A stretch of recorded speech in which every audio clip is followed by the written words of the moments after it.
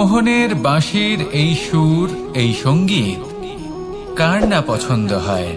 সবারই খুব ভালো লাগে। এবার এই সুর আসে কোথা থেকে? কেউ বলবেন কৃষ্ণের হৃদয় থেকে। সত্য কথা, এই সুর হৃদয় থেকে নির্গত হয় এবং প্রকট হয় এই বাঁশি থেকে। এই বাঁশিটাকে দেখুন, এই ছিদ্রগুলি দেখুন, প্রত্যেকটা সুর থেকে নিজস্ব একটা স্বর নির্গত হয়।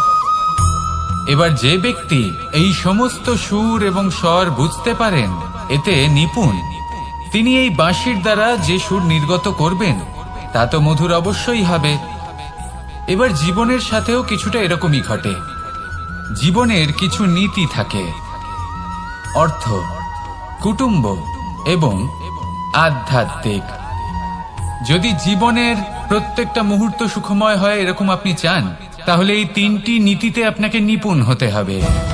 কোনো একটি বিশেষ নীতির প্রতি যদি আপনি বেশি ঝুঁকে পড়েন, তাহলে বাকি দুই নীতি থেকে যা সুখ লাভ করা সম্ভব তা পারবেন না। ধন অর্জন করতে হবে পরিবারের জন্য, পরিবারের সুখ মনের শান্তির জন্য, মনে শান্তির প্রয়োজন মনের শুদ্ধতার জন্য। যখন এই মন শুদ্ধ হবে, জীবন শুদ্ধ হবে, পবিত্র হবে, সুন্দর হবে এবং ভালোবেসে বলবে রাধা রাধা। জল, এ হলো জীবনের আধার পঞ্চতত্ত্বের মধ্যে একটি, আর অত্যন্ত বিশেষ। এর থেকে অনেক বড় শিক্ষা পাওয়া যায়। এই জল, গন্তব্যের বিষয়ে এর স্পষ্ট ধারণা আছে। ও জানে ওর লক্ষ্য কি, আর প্রয়াস করে ততদূর সে পৌঁছেও যায়। এটি পর্বত থেকে বয়ে নিচে নেমে আসে, নদীর সাথে সমাহিত হয়ে তার সাথে বয়ে চলে, চিরসবুজ বনানী গড়ে তোলে, প্রাণীদের তৃষ্ণা নিবারণ করে, সামনে এগিয়ে চলে, মানুষের সাথে মিলিত হয়। যারা একে বাঁধের মধ্যে বেঁধে রাখতে চেষ্টা করে, সে বন্দি দশাতেও থেকে যায়, মানুষের কল্যাণ করে।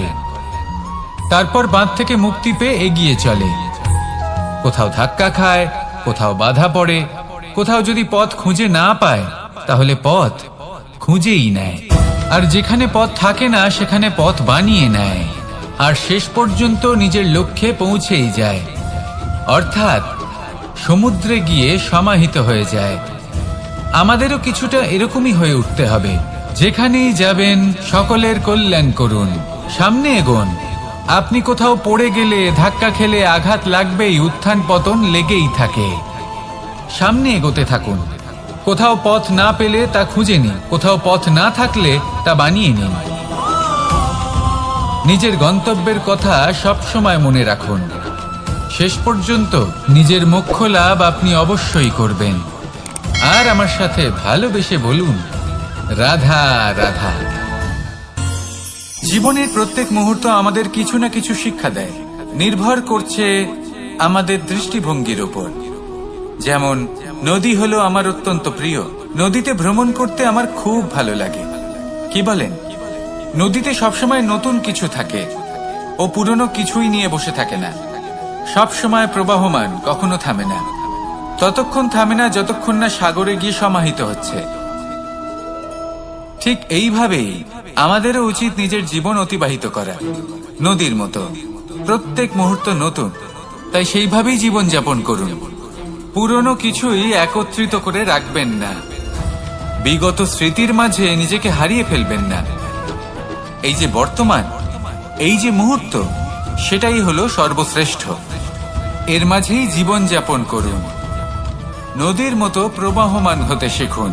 আপনি শিখে গেলে তাহলে মনে রাখবেন, আমার আপনার মাঝে বিচরণ করতে বড়ই ভালো লাগবে। যে ব্যক্তি আনন্দের সাথে জীবনের প্রত্যেকটা মুহূর্ত অতিবাহিত করে কোনো চিন্তা ছাড়াই, প্রবাহমান হয়, কখনোই থামে না, যতক্ষণ না মুক্তি লাভ করছেন, এমন ব্যক্তির মধ্যেই রাধাকৃষ্ণ বসবাস করেন। তাহলে আসুন আমার সাথে ভালোবেসে বলুন রাধা রাধা। সূর্যের প্রকাশ, অন্ধকারকে দূর করে দেওয়া সেই মহানায়ক।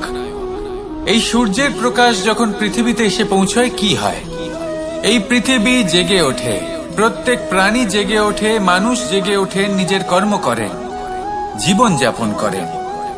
এই ঘুমের মৃতপ্রায় স্থিতি কাটিয়ে উঠে জীবন যাপন করতে শেখেন। এটাই হলো প্রভাব সূর্যের প্রকাশের। এবার এই প্রকাশ যে সূর্যের থেকে পাই তিনি কি করেন?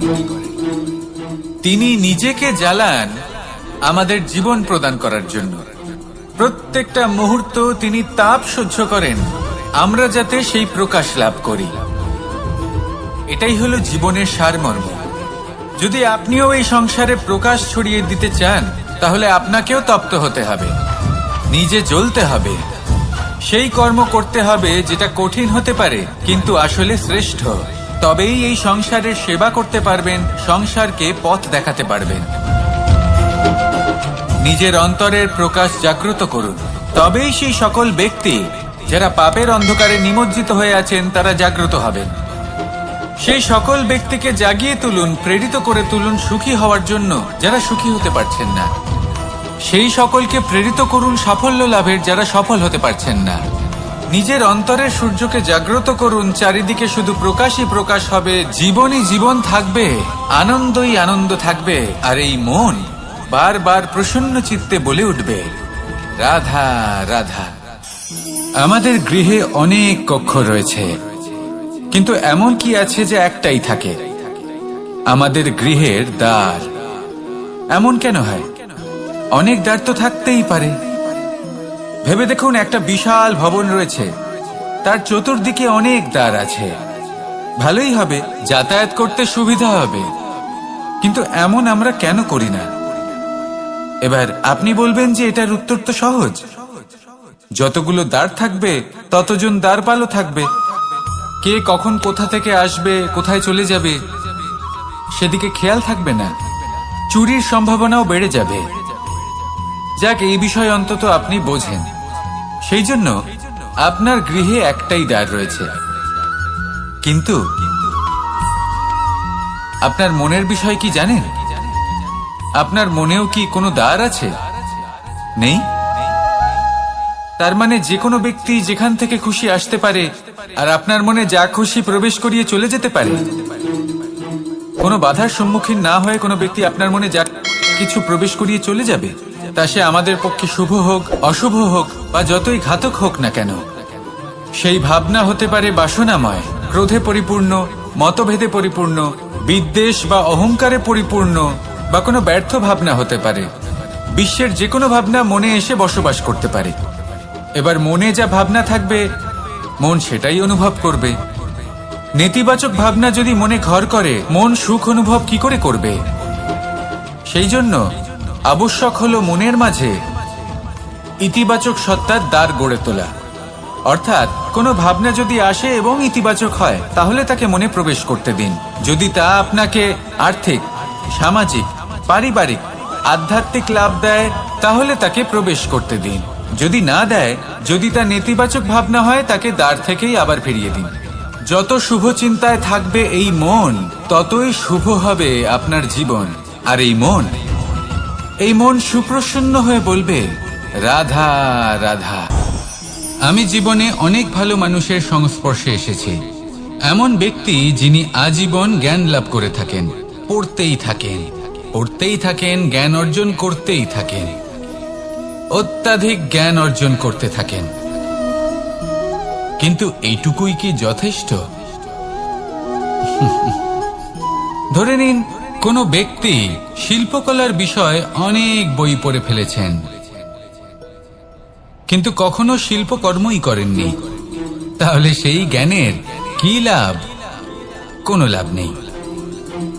এবার এটাই আমাদের জীবনে শেখা প্রয়োজন। আমরা জ্ঞান অর্জন করি কিন্তু তা যাপন করি না, তা কর্মজীবনে প্রয়োগ করি না। তাহলে এতে কি লাভ হবে? জ্ঞান আছেই সেই জন্য যাতে আমরা জীবনকে আরো শ্রেষ্ঠ করে তোলার জন্য তাকে প্রয়োগ করি। এই জ্ঞান এবং কর্মের একসাথে পথ চলাটাই আবশ্যক। তবেই এই জ্ঞান অভিজ্ঞতায় পরিণত হবে। আর অভিজ্ঞতা দ্বারা যে জ্ঞান লাভ হয় সেটাই সবথেকে বেশি গুরুত্বপূর্ণ, সেটাই হলো সবথেকে বেশি লাভদায়ক, সেই জন্য শুধু জ্ঞান অর্জন করবেন না, তাকে প্রয়োগ করুন, তাকে কর্মজীবনে প্রয়োগ করুন, জীবনকে আরো শ্রেষ্ঠ করে তুলুন। আর আমার সাথে ভালোবেসে বলুন, রাধা রাধা। আমরা সবাই প্রকাশের অনুগামী। সূর্যের থেকে আমরা প্রকাশ লাভ করি এবং সেই প্রকাশের কারণে আমরা সবকিছু দেখতে পাই। আর হয়তো সেই জন্য আমরা সূর্যকে এত মান্য করি, তাকে সম্মান করি, তাকে পুজো করি। কিন্তু এই সংসারে শুধুমাত্র সূর্যই কি আছেন যিনি প্রকাশের উৎস? না। যখন সূর্যাস্ত হয় তখন কি হয়? তখন চন্দ্রমা প্রকাশ দিয়ে থাকেন, উনি আমাদের পথ দেখান। আর যখন চন্দ্রমা থাকেন না তখন কি হয়? তখন আমাদের গৃহ প্রকাশময় করে তোলে ছোট্ট একটা প্রদীপ। অর্থাৎ আকার বা নাম গুরুত্বপূর্ণ নয়, গুরুত্বপূর্ণ হলো গুণ। আপনিও এই গুণগুলি আপন করুন। চন্দ্রমা বা প্রদীপের মতো সূর্যের অনুপস্থিতিতেও প্রকাশের কিরণ ছড়িয়ে দিন। সৎপথে চলুন আর আমার সাথে ভালোবেসে বলুন, রাধা।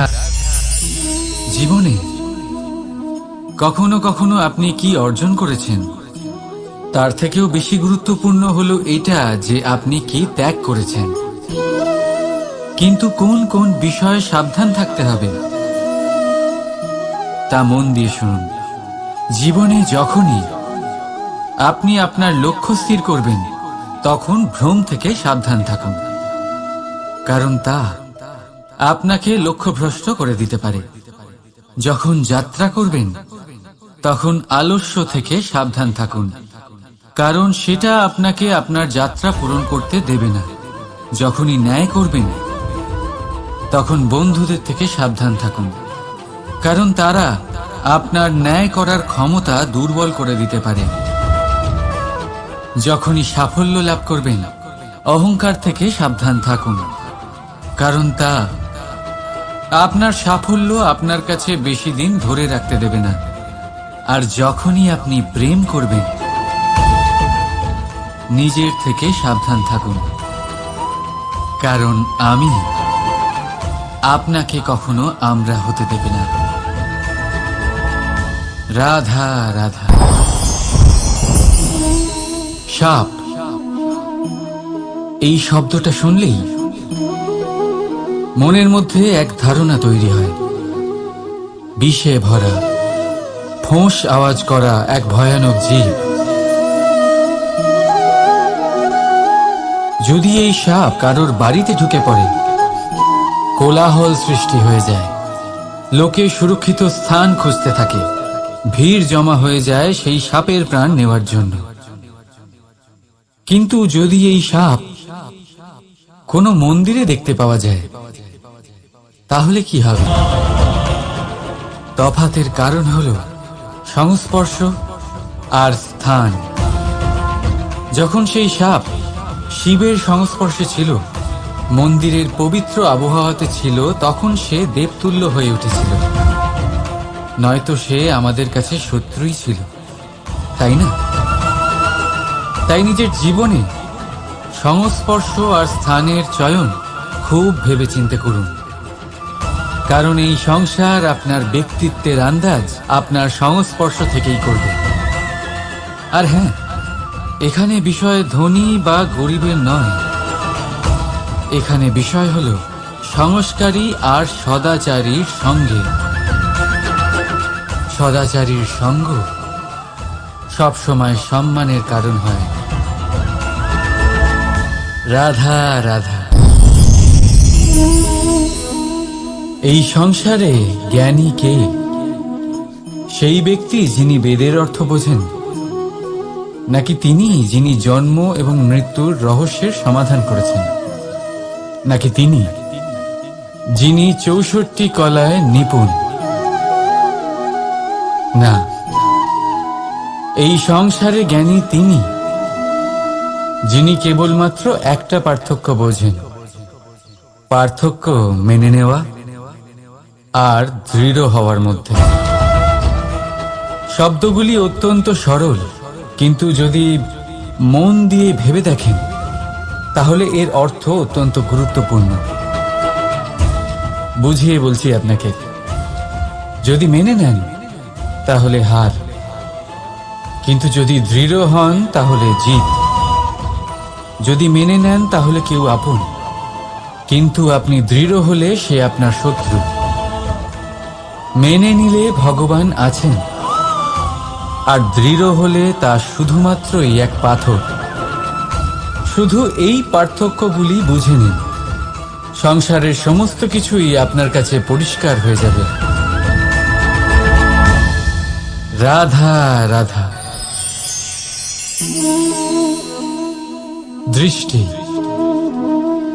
মানুষকে দেওয়া প্রকৃতির অন্যতম শ্রেষ্ঠ উপহার। সেই দৃষ্টি যার জন্য মানুষ এই সংসার দেখতে পারে, নিজের পথ দেখতে পারে। কিন্তু সংসারে দৃষ্টি লাভ করেও সবাই মহান হতে পারে না, প্রসন্ন হতে পারে না। প্রসন্ন শুধুমাত্র তারাই হয় যাদের দৃষ্টিভঙ্গি শুভ হয়। এবারে যারা গোলাপে শুধুমাত্র কাঁটা খুঁজে পায়, আপনার ভাবনাগুলিকে শুভ করুন আর ভালোবেসে বলুন রাধা রাধা।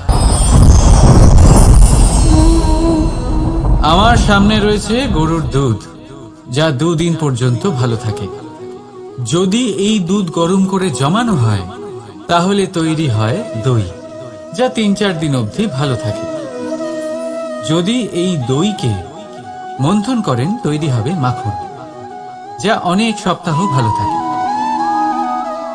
আর যদি এই মাখন ফোটানো হয় তাহলে তৈরি হয় ঘি, যা বহু বছর ভালো থাকে। মানেটা বুঝলেন? তাপ আর মন্থন। জীবনে যত পরীক্ষায় উত্তীর্ণ হতে পারবেন, যত কষ্টের তাপ সহ্য করতে পারবেন, যত মন্থনের বাধা পেরোতে পারবেন, ততই যশ, শক্তি আর সামর্থ্য বাড়তে থাকবে। তাই কর্ম করুন, কঠিন বাধার সম্মুখীন হন, আর মন্থন করে মন শুদ্ধ রাখুন। মন প্রসন্ন হয়ে বলবে রাধা রাধা।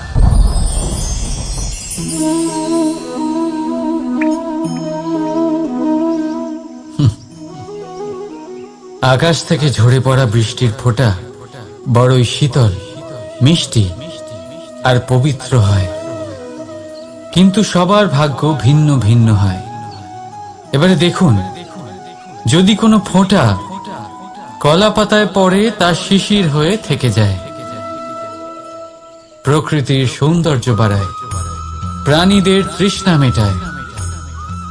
যদি কোনো ফোঁটা ঝিনুকে পড়ে তা মুক্ত হয়ে যায়, আর যদি কোনো ফোঁটা সাপের মুখে পড়ে তাহলে তা বিষ হয়ে যায়। এখানে সবার উৎপত্তি একই, কিন্তু গুণ ভিন্ন ভিন্ন হয়। কেন? কি কারণ এটা? কারণ হলো সংস্পর্শ। সংস্পর্শ বড়ই প্রভাবশালী হয়। চাইলে সে আপনার উত্তরণ ঘটাতে পারে, আবার চাইলে আপনার পতনও ঘটাতে পারে। এবার বৃষ্টির ফোঁটা এটা চয়ন করতে পারে না যে তার সংস্পর্শ কি হবে, তার ভাগ্য কি হবে। কিন্তু আমরা তো মানুষ, আমরা তো আমাদের সঙ্গ বাঁচতে পারি। তাই ভাবনা চিন্তা করে নিজের সঙ্গ বাছুন। এই চয়ন কিন্তু আপনারই, আর এর পরিণামও আপনাকেই ভোগ করতে হবে। রাধা রাধা।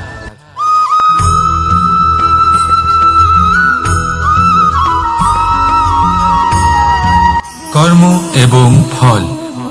মানুষের স্বভাব হলো এটাই যে তিনি নিজের প্রত্যেক পরিশ্রমের প্রতিফল প্রার্থনা করেন। বেশিরভাগ সময় এই ফলাফলের চিন্তা করতে করতে, কল্পনা করতে করতে উনি কর্ম করতে থাকেন, যে আমি এই কাজটা করলে এই ফল পাবো। সেই সব কল্পনা করতে থাকেন যা না তার হাতে আছে, না আছে অধিকার, আর না আছে নিয়ন্ত্রণ। উনি শুধু নিজের কর্ম করতে পারেন। উনি কি ফল পাবেন তা তার হাতে কখনোই নেই। তাই আপনিও শুধুমাত্র কর্ম করতে থাকুন, ফলের চিন্তা করবেন না। মনে রাখবেন, শিকড় এবং শাখা যেভাবে একে অপরের সাথে জড়িয়ে, সেইভাবেই একে অপরের সাথে জড়িয়ে কর্ম এবং ফল। যেরকম কর্ম আপনি করবেন সেরকম ফল আপনি অবশ্যই পাবেন। তাই এই ফলের আশায় কর্মের সময় কখনোই নষ্ট করবেন না, কারণ যে ব্যক্তি সময় নষ্ট করেন, সময় সেই ব্যক্তিকে অবশ্যই নষ্ট করে দেয়।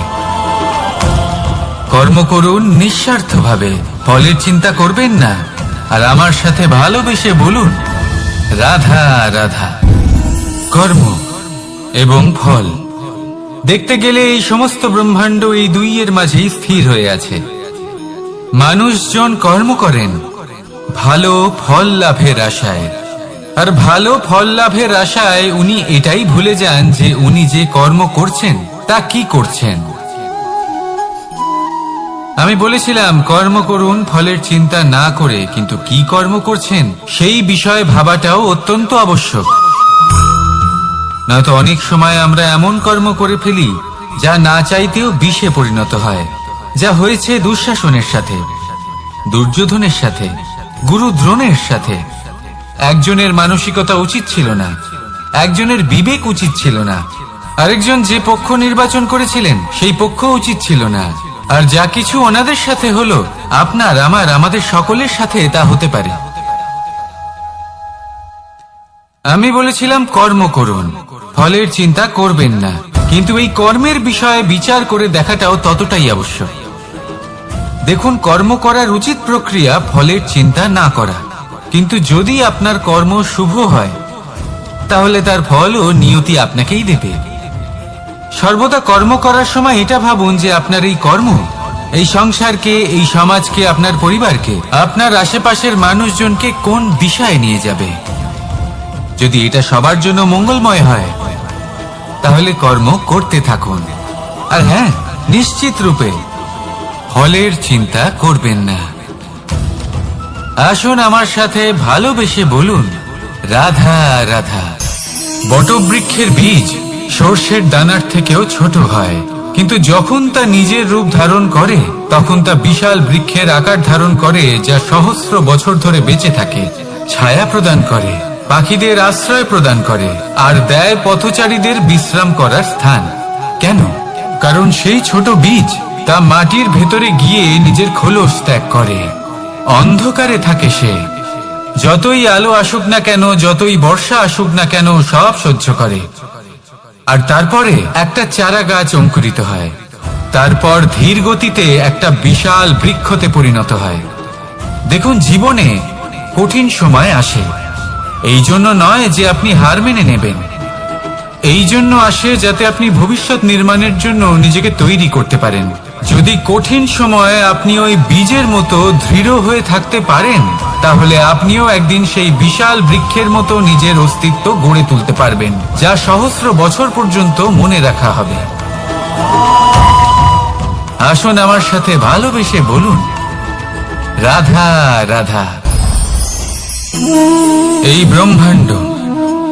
ব্রহ্মাণ্ড কত বৃহৎ, তাই না? যার সম্মুখে এই পৃথিবীকেও একটা বিন্দুর মতো মনে হয়।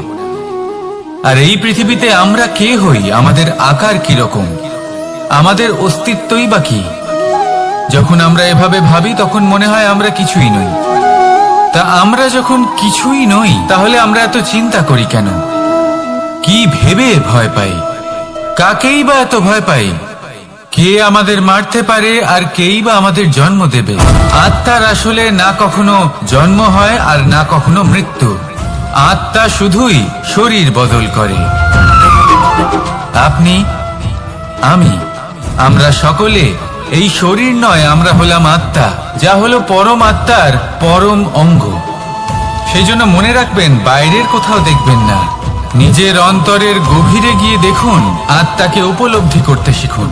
ক্লেশ, ভয়, চিন্তা, এই সব কিছুর থেকে নিজেকে দূরে রাখুন, তাহলেই উপলব্ধি করতে পারবেন পরমাত্মাকে। তাহলে আসুন আমার সাথে ভালোবেসে বলুন রাধা রাধা। পরিবর্তন এই সংসারের শাশ্বত নিয়ম। কোন রাজা নেই যিনি চিরকাল রাজা থাকেন, কোন ধনী ব্যক্তি নেই যিনি চিরকাল ধনী থাকবেন। এই সংসারে সূর্যের স্থান নেওয়ার জন্য চন্দ্রিমার আগমন ঘটে। কোন স্থান যাকে পতিত বলা হয়েছিল সেখানে মহল তৈরি হয়েছে। কোন স্থান যাকে আজ মলিন বলা হয়েছে কাল সেখানে মন্দিরও স্থাপন হতে পারে। কোন ঋতু চিরকালের জন্য থাকে না, কখনো সময় চিরকাল একরকম থাকে না।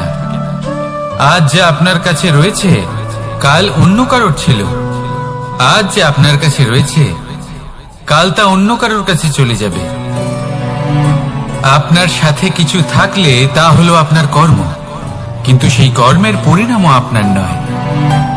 আপনি শুধু কর্ম করুন, বাকি সবকিছুই পরিবর্তনশীল। কিন্তু সেই পরিবর্তনকে দেখে ভয় পাওয়ার প্রয়োজন নেই, তাকে স্বাগত জানান। যদি আপনি হাসি মুখে সেই পরিবর্তনকে স্বাগত জানান, তাহলে এই পরিবর্তনও হাসি মুখে আপনার সাথে থাকবে।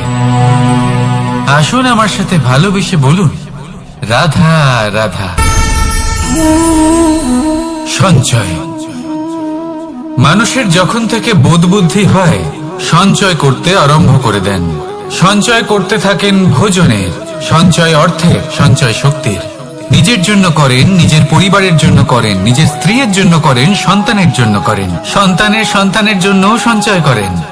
সঞ্চয় করার জন্য ওনার কাছে অনেক কারণ রয়েছে, কারণ উনি এটা ভাবেন যে এই সঞ্চিত শক্তির জন্য কেউ ওনার কোনো ক্ষতি করতে পারবে না।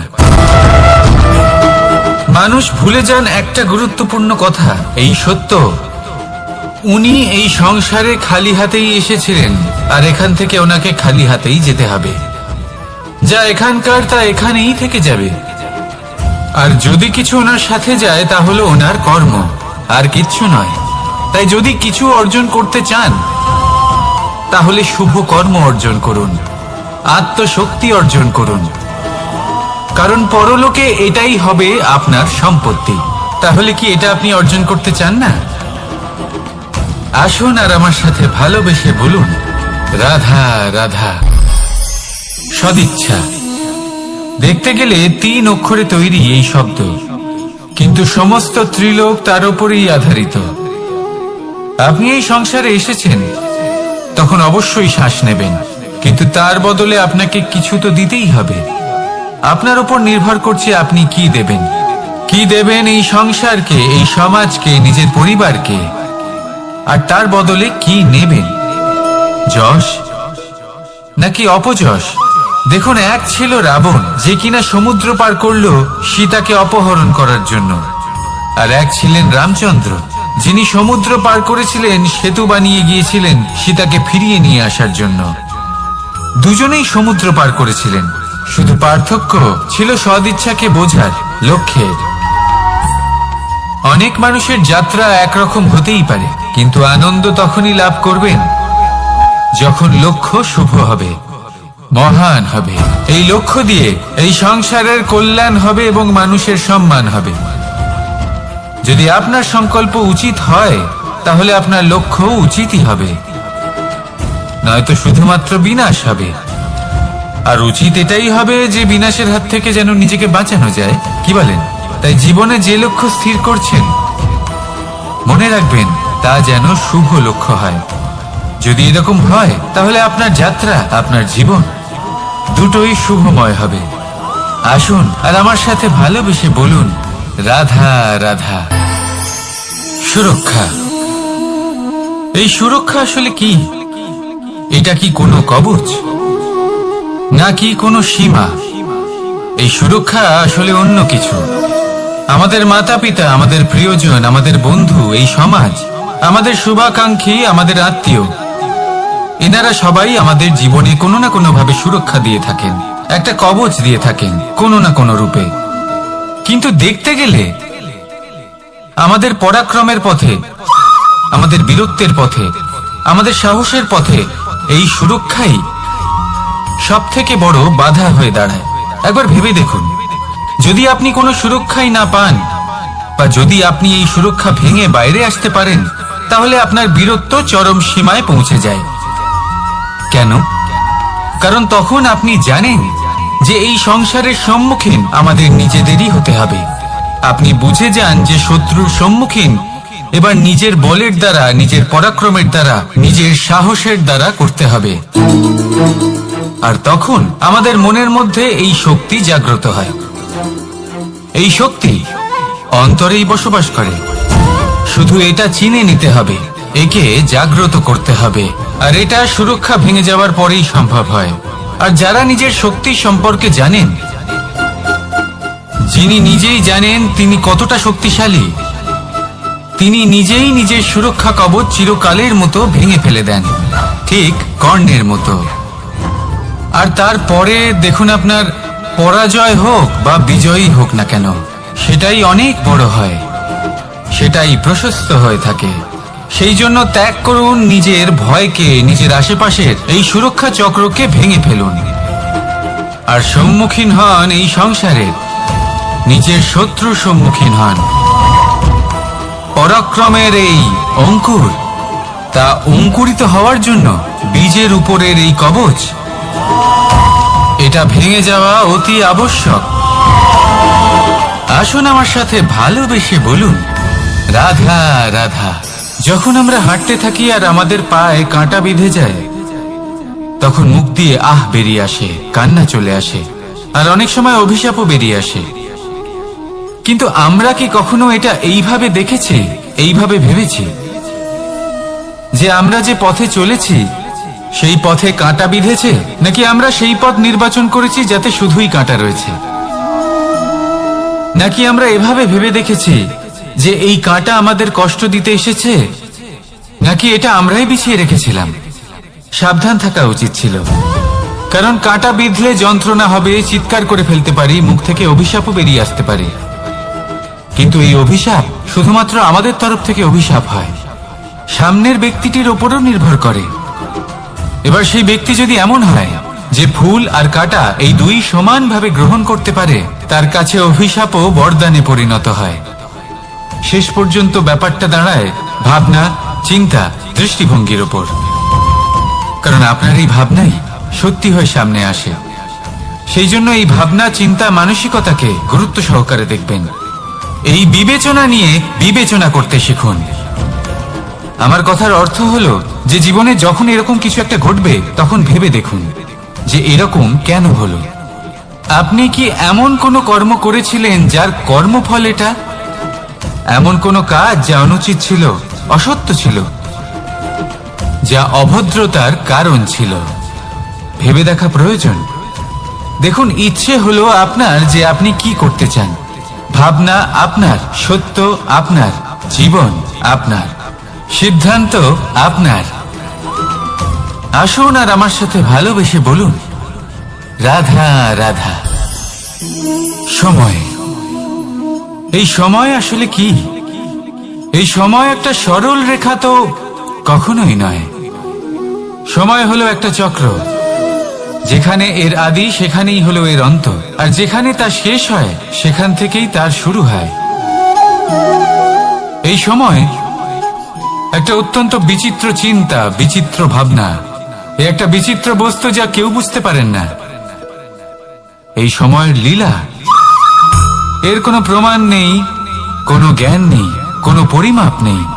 শুধু এটুকু আমরা জানতে পারি, যেখানে শেষ হবে সেখান থেকে একটা নতুন সূচনাও হবে। যা আজ আপনার কাছে আছে, কাল অন্য কারোর কাছে যাবে, তারপরে তার কাছ থেকেও অন্য কারোর কাছে যাবে, তারপরে তার থেকেও ছিনিয়ে নেওয়া হবে। এই নিয়তির একজনের কাছ থেকে অন্যজনের কাছে আদান প্রদানের এই সময় হলো আপনার সময়। এই সময়ের সদ্ব্যবহার করুন, এই সময়কে বাঁচুন। আপনাকে শুধু এটাই সুনিশ্চিত করতে হবে যে আপনি কোন পক্ষে আছেন। আর সত্যি বলতে কি, আপনার জীবনের পরিণাম নির্ভর করে আপনার নির্বাচনের ওপর। আপনি কোন পক্ষ নির্বাচন করছেন। তাহলে মনে রাখবেন, জীবনে সেই পক্ষই নির্বাচন করবেন যা চয়ন করার পরে আপনি সুখ অনুভব করবেন, আপনি সন্তোষ লাভ করবেন, প্রসন্নতা লাভ করবেন। আর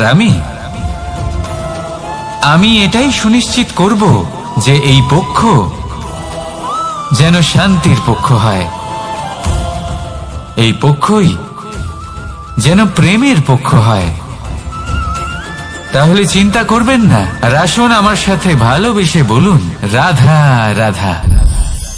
দৃষ্টি আর দৃষ্টিভঙ্গি, এই সমগ্র লীলা হলো এই দুইয়ের। বিচিত্র হতে পারে, কিন্তু এটাই সত্যি। এবার আপনাকে একটা উদাহরণ দিয়ে বোঝাই। অনেক সময় আপনি কোনো ব্যক্তিকে এটা বলতে শুনবেন যে আমি আমার নিজের উপরে গর্ব করি, আমি নিজেকে নিয়ে গর্ব করি, আমি খুব ভালোভাবে আমার মা বাবার সেবা করি, ওনাদের আমি সবসময় সুখী রাখি, ওনাদের আমি একটা বাড়ি দিয়েছি, সকল সুখ সুবিধা দিয়েছি, ওনাদের জীবনে প্রত্যেক জিনিস দিয়েছি আর দেব যা তাদের প্রয়োজন। এবার আমাকে বলুন যে আপনি কে হন? আপনি হলেন সেই বীজ যা আপনার মাতা পিতা রোপণ করেছেন। আপনার মা বাবাই আপনাকে এই সংসারে জন্ম দিয়েছেন। এবার এইসব কথার কি তাৎপর্য? এই হলো সেই ব্যক্তির দৃষ্টিভঙ্গি। এবার দেখা যাক এই প্রকৃতি আমাদের কি শেখায়। কখনো কোনো গাছকে দেখবেন, যখন সেই গাছে ফল আসে, সে মালিকে এটা বলে না যে দেখো আমি তোমাকে ফল খেতে দিচ্ছি। সেই বৃক্ষ এটা বলে না যে দেখো আমি তোমায় আহার করতে দিচ্ছি, কারণ ও জানে যে এটা হলো সেই মালির পরিশ্রম, এটা হলো তারই কর্মের ফল, আর এটা তারই পাওয়া উচিত।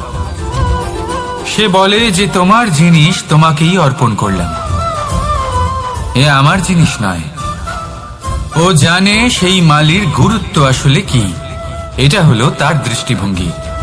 সেই জন্য আপনি জীবনে কোন ব্যক্তির মধ্যে, কোন পশু পাখির মধ্যে, কোন প্রাণীর মধ্যে, কোন পরিস্থিতিতে, কোন আবেগের মুহূর্তে কি দেখতে পাচ্ছেন, সেটা আপনার দৃষ্টিভঙ্গির উপরে নির্ভর করছে। তাই নিজের মনে ধনাত্মক ভাব জাগ্রত করুন, শুভ চিন্তা নিয়ে আসুন। এই ভাবনাই সত্য হয়ে সামনে আসবে। এই দৃষ্টিভঙ্গি এমন হয়ে যাবে যে আপনার জীবনে সবকিছুই শুভ হবে। তাহলে আসুন আর আমার সাথে ভালোবেসে বলুন রাধা রাধা। প্রতিশোধ অথবা কাউকে দুঃখ দেওয়ার ভাবনা, যদি এটা আপনার মনে থাকে, তাহলে আপনি নিজের মনেই যন্ত্রণার একটা বিশাল বৃক্ষ রোপণ করছেন, এটা মনে রাখবেন। কারণ কাউকে দুঃখ দেবার এই ভাবনা, এটা হলো সেই বীজ যা আপনার মনেই পতিত হবে, আপনার মনেই অঙ্কুরিত হবে, আর আপনার মনেই একটা বিশাল বৃক্ষরূপে বেড়ে উঠবে। জীবন আপনার, কর্ম আপনার, কাউকে দুঃখ দেবার ভাবনা আপনার ছিল, এই বৃক্ষ হলো আপনার, তাই এর ফলও আপনিই পাবেন, যা গ্রহণও আপনাকেই করতে হবে। মনে রাখবেন, যে মানুষ এটা ভাবে যে আমি ওকে দুঃখ দেব, ওকে কষ্ট দিতে চাই আমি, সেই মানুষই দুঃখ আর কষ্ট পেয়ে থাকে।